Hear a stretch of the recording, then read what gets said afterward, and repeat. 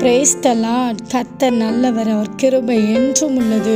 இந்த நாளுக்காக எடுத்துக்கொள்ளப்பட்ட வேத வசனம் மத்தேயு 28வது அதிகாரம் 20வது வசனம். உலகத்தின் முடிவு பரியந்தம் சகல நாட்களிலும் நான் உங்களுடனே கூட இருக்கிறேன். ஆமென்.